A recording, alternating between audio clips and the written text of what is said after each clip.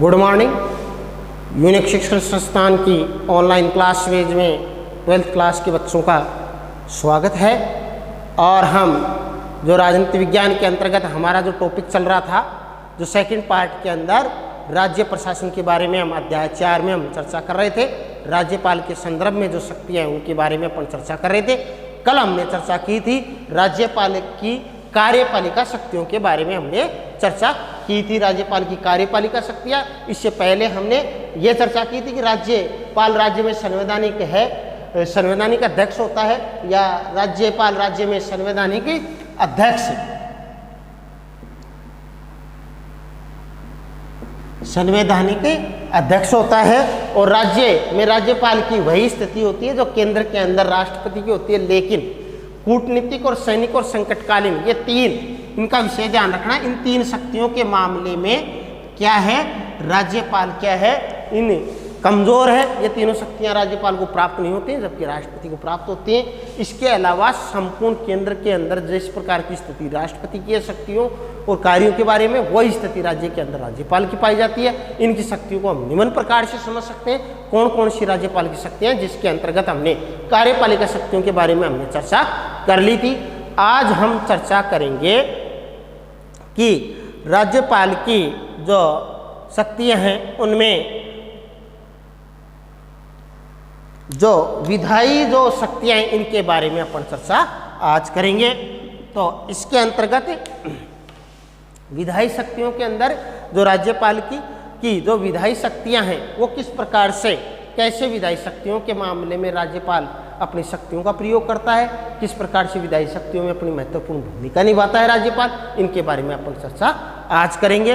तो विधायी शक्तियां, तो विधायी शक्तियों के अंदर देखो, हमारे संविधान के अनुच्छेद 168 के अनुच्छेद के अनुसार किस बात की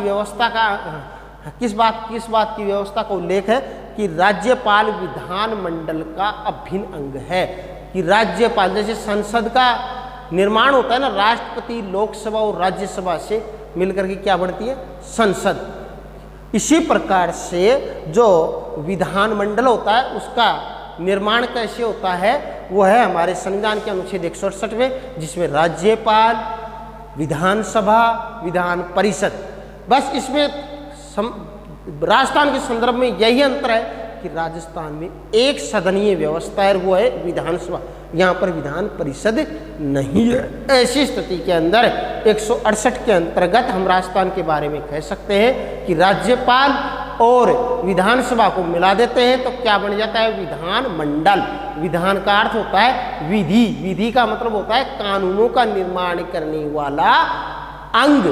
इस अंग का अभिन्न हिस्सा होता है जिसको अलग नहीं किया जा सकता है। कानून निर्माण करने वाले जो ये अंग है इससे, क्योंकि जो भी कानून विधान मंडल के अंदर बनाए जाते हैं तब तक कानून नहीं बनते हैं जब तक राज्यपाल उनको अनुमति या हस्ताक्षर करके अनुमति प्रदान नहीं करता है। तो इस प्रकार से हम कह सकते हैं अनुच्छेद 168 के अनुसार राज्यपाल विधान मंडल का अभिन्न अंग है।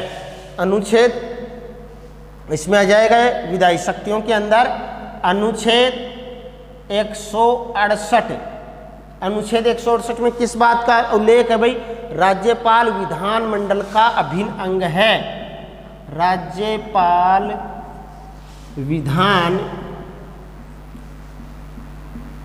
मंडल का अभिन्न अंग है, इसको अलग नहीं किया जा सकता है। किससे, विधानमंडल से अलग नहीं माना जा सकता है। किसको, इसी का एक पार्ट है, इसी का एक भाग है। जिस प्रकार से हमारे शरीर का, जिसके अंदर प्रत्येक जो अंग है उसका हमारे शरीर से अलग नहीं किया जा सकता है, इसी प्रकार से जो राज्यपाल है इसको भी विधानमंडल से अलग नहीं माना जा सकता है, नहीं किया जा सकता। ये भी अभिन्न अंग है, इसको अलग नहीं किया। यह हमारे संविधान कौन से अनुच्छेद में, अनुच्छेद 168 के अंतर्गत है। राज्यपाल क्या करता है विधानमंडल के अंदर, देखो क्या क्या काम करता है राज्यपाल विधानमंडल के अंदर, क्या क्या काम करता है राज्यपाल विधानमंडल के अंतर का काम क्या करता है, विधानमंडल के सत्र बुलाने, विधान मंडल के, विधानमंडल के यहाँ पे आ जाएगा सत्र बुलाने, सत्र बुलाने का है, जो विधानसभा उसके सत्र बुलाने का, सत्र बुलाने, सत्रावसान करने, सत्रावसान करने कोमा, यह अलग अलग है। सत्रावसान करने, सत्र बुलाने तथा विधानसभा को, तथा विधान सभा को भंग करने, ये तीनों, विधानसभा को भंग करने की बात आए, चाहे विधानसभा का सत्र बुलाने की बात आए, चाहे विधानसभा का सत्रावसान करने की बात आए, तो ये अधिकार किसको है भाई? ये राज्यपाल को प्राप्त हैं। साथ ही में विधानमंडल ने, क्योंकि विधान का अर्थ ही कानून होता है, कानून जो बनाने वाला अंग है वो है विधानमंडल। तो विधानमंडल द्वारा जो पारित है कोई भी विधेयक, पहले विधेयक बनता है, विधेयक को जब राज्यपाल और विधानमंडल के अंदर स्वीकृति प्रदान कर दी जाती है तो वो क्या बन जाता है? विधि बन जाता है, कानून बन जाता है। तो विधानमंडल द्वारा पारित किसी भी विधेयक पर जो राज्यपाल या राष्ट्रपति की स्वीकृति आवश्यक है। क्या है स्वीकृति? किसकी आवश्यक है? राज्य के अंदर राज्यपाल की, केंद्र के अंदर किसकी स्वीकृति आवश्यक है? राष्ट्रपति की। स्वीकृति राज्यपाल दे भी सकता है उस विधेयक के ऊपर, उस कानून के ऊपर अपनी स्वीकृति भी दे सकता है, या क्या कर सकता है राज्यपाल? स्वीकृति के लिए क्या कर सकता है? राष्ट्रपति के लिए उस विधेयक को रोक भी सकता है, कि राष्ट्रपति की स्वीकृति के लिए भी उसको रोक सकता है उस विधेयक को, जो राज्य विधानमंडल ने जो विधेयक पारित किया है, जो राज्यपाल के सम्मुख हस्ताक्षर के लिए स्वीकृति के लिए प्रस्तुत किया गया है, राज्यपाल की इच्छा है उसको स्वीकृति दे भी सकता है और न दे तो ऐसी स्थिति के अंदर वो क्या कहेगा कि राष्ट्रपति की स्वीकृति के लिए उसने रख लिया है, तो वो रोक सकता है राष्ट्रपति के नाम से कि राष्ट्रपति से विचार विमर्श करने के उपरांत ही मैं स्वीकृति दूंगा। राष्ट्रपति के लिए वो क्या कर सकता है? राष्ट्रपति की स्वीकृति के लिए उस विधेयक को रोक सकता है। विधेयक के अंदर भी जैसे साधारण विधेयक की अपन चर्चा करते हैं, साधारण विधेयक कोई भी, सबसे पहले कानून बनने से पहले क्या आता है? वो विधेयक, उसका प्रारूप विधेयक होता है, एक तरह से उसका प्रारूप। तो प्रारूप बनता है, उस प्रारूप के लिए तभी वो कानून बन सकता है जब राज्य के अंदर राज्यपाल के द्वारा उसको हस्ताक्षर करके स्वीकृति प्रदान कर दी जाए।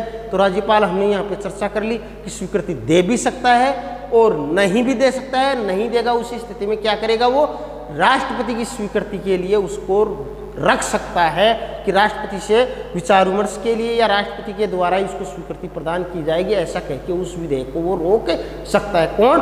राज्यपाल। इसके अंदर कौन कौन से विधेयक, जैसे साधारण विधेयक की अपन चर्चा करते हैं।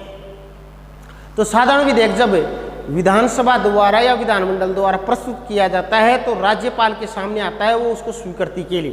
तो ऐसी स्थिति में राज्यपाल क्या कर सकता है? उसके अंदर राज्यपाल देखता है कि इसको स्वीकृति देनी है नहीं देनी है, तो यदि उसके अंदर कुछ सुझाव की आवश्यकता है, उसमें कुछ सुधार की आवश्यकता है, तो राज्यपाल क्या कर सकता है कि उस सुझावों के साथ वापस उस विधानमंडल को लौटा सकता है कि आप इसके अंदर कुछ सुधार इस प्रकार से कीजिए। लेकिन विधानमंडल क्या होता है? उसको संशोधन, विधानमंडल की इच्छा है उसको कर भी सकता है और नहीं भी कर सकता है। यदि संशोधन कर दे तो भी ठीक है, और संशोधन नहीं करके यदि दोबारा से वापस राज्यपाल के पास में यदि स्वीकृति के लिए भेज देता है विधानमंडल, तो ऐसी स्थिति में उस साधारण विधेयक को राज्यपाल के द्वारा स्वीकृति देनी ही होगी। कहने का मतलब साधारण विधेयक के मामले में ये बात आती है कि यदि विधानमंडल ने साधारण विधेयक प्रस्तुत कर दिया है तो राज्यपाल सुझावों के साथ उसको लौटा सकता है, और लौटाने के बाद में यदि विधानमंडल दोबारा से उसको सुधार करके या बिना सुधारों के वापस यदि राज्यपाल के पास में स्वीकृति के लिए पेश कर देता है, ऐसी स्थिति में राज्यपाल को उसके ऊपर स्वीकृति देना आवश्यक है। यह हमारे संविधान के अंदर ये व्यवस्था की गई है। ये था हमारा साधारण विधेयक। अब आता है अध्यादेश। अध्यादेश वो होता है जो आदेश, एक तरह के राज्यपाल के वे आदेश जो वे आदेश जो कानून बन जाते हैं। कौन से आदेश? राज्यपाल के आदेश ही क्या बन जाते हैं? कानून।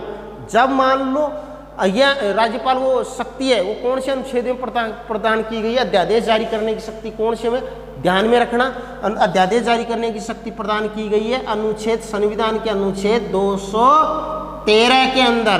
कौन से में? संविधान के अनुच्छेद 213 में अध्यादेश जारी करने की शक्ति किसको प्रदान की गई है? राज्यपाल को। ये कब अध्यादेश पारित किए जाते हैं? जब संविधान, जब अध्यादेश कब पारित करता है? जब विधानमंडल का अधिवेशन, जो विधानमंडल है उसका अधिवेशन नहीं चल रहा है और राज्य के लिए यदि किसी कानून की आवश्यकता है तो राज्यपाल आदेश जारी करता है। और वो आदेश ही क्या होते हैं? एक तरह से कानून होते हैं। और वो कानूनों का प्रभाव कैसा होता है? जैसे विधेयक बना करके जो कानून बनाया जाता है वो उसी प्रकार से उसके आदेश कानूनों का रूप ग्रहण कर लेते हैं और वो कानून बन जाते हैं। उसको, उस शक्ति को, राज्यपाल की उस शक्ति को हम क्या कहते हैं? अध्यादेश। क्या कहते हैं उसको? अध्यादेश। और उनका प्रभाव भी एक तरह से विधेयक, जो विधेयक बन करके कानून बनता है उसका प्रभाव भी केवल उन कानूनों का प्रभाव ही, उसका प्रभाव भी उन विधेयकों की तरह ही या उन कानूनों की तरह ही होता है। किसके? राज्यपाल के अध्यादेशों का, आदेशों का। परंतु अध्यादेश विधानमंडल के अधिवेशन प्रारंभ, जब वापस विधानमंडल का अधिवेशन प्रारंभ होता है तो ऐसी स्थिति में, जब जिस दिन से प्रारंभ हुआ है विधानमंडल का अध्यादेश उस तिथि से 6 सप्ताह के पश्चात विधानमंडल का अधिवेशन प्रारंभ हो गए। 6 सप्ताह, इसमें ध्यान रखने योग्य बात है 6 सप्ताह है।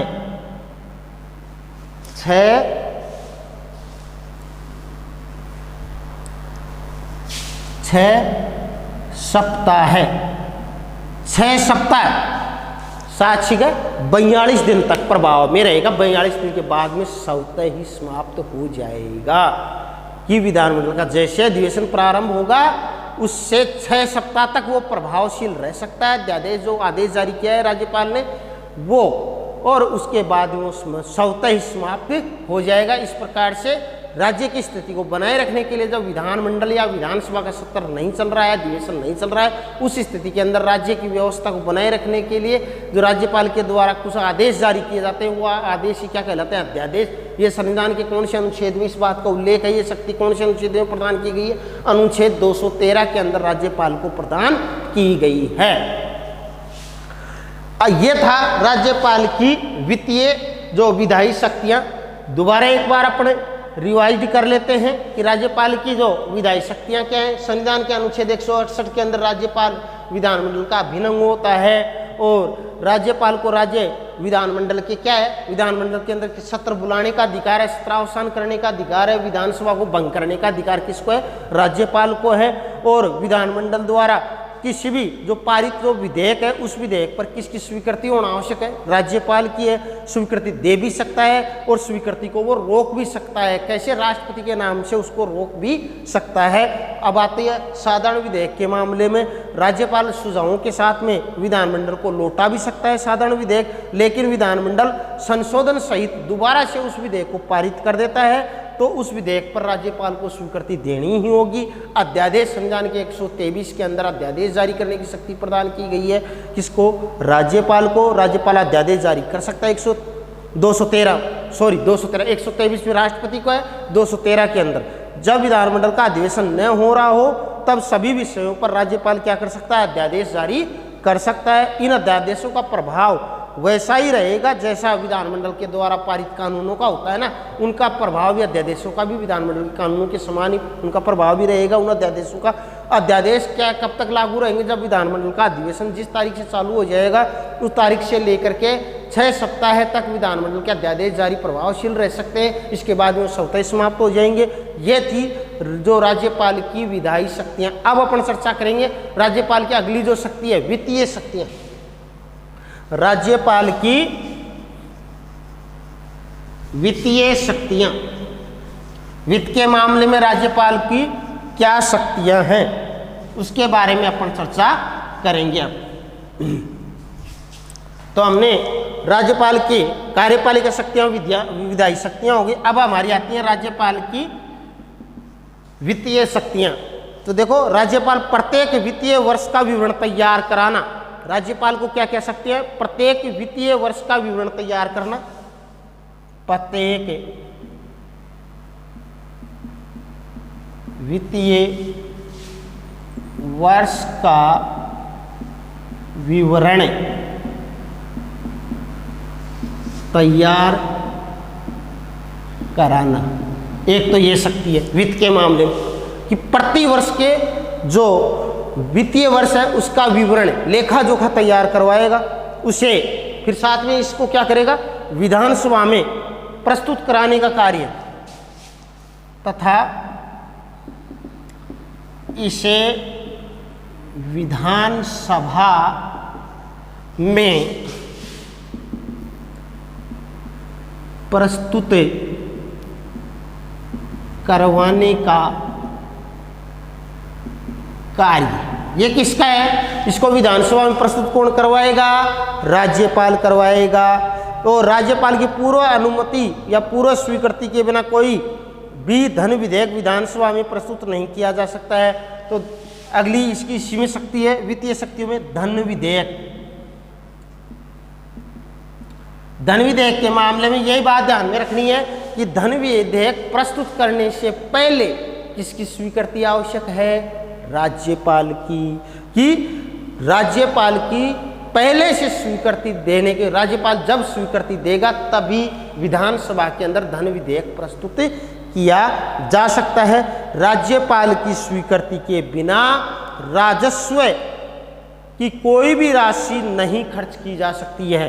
क्या है, राज्यपाल की स्वीकृति के बिना राजस्व की कोई भी राशि खर्च नहीं की जा सकती है। कि राजस्व की जो भी राशि है, राजस्व से संबंधित राज्य का जो राजकोष है उसमें से कोई भी राशि है, उस राशि को खर्च करने के लिए किसकी स्वीकृति आवश्यक है, राज्यपाल की। तो ये थी राज्यपाल की वित्तीय शक्तियाँ कि जो राजस्व शक्ति की जो राजस्व जो राशि है, जो धन है राजस्व के अंदर, उसको खर्च करने से पहले किसकी अनुमति आवश्यक है, राज्यपाल की। धन विधेयक प्रस्तुत करने से पहले विधानसभा में किसकी स्वीकृति आवश्यक है, राज्यपाल की। प्रत्येक वित्तीय वर्ष का विवरण कौन तैयार करवाता है, राज्यपाल। इसे विधानमंडल में कौन प्रस्तुत करवाता है, राज्यपाल। ये क्या थी, राज्यपाल की वित्तीय शक्तियाँ। इस प्रकार से हमारे राज्यपाल की कार्यपालिका शक्तियाँ संपन्न हुई, विधायी शक्तियाँ संपन्न हुई, वित्तीय शक्तियाँ संपन्न हुई। और कल हम चर्चा करेंगे राज्यपाल की न्यायिक शक्तियाँ, मंत्रियों के खिलाफ मुकदमों की अनुमति देना, और अन्य शक्तियाँ जो 3 शक्तियाँ और बच गई हैं उनके बारे में हम राज्यपाल के संदर्भ में इन शक्तियों के बारे में हम कल चर्चा करेंगे। धन्यवाद।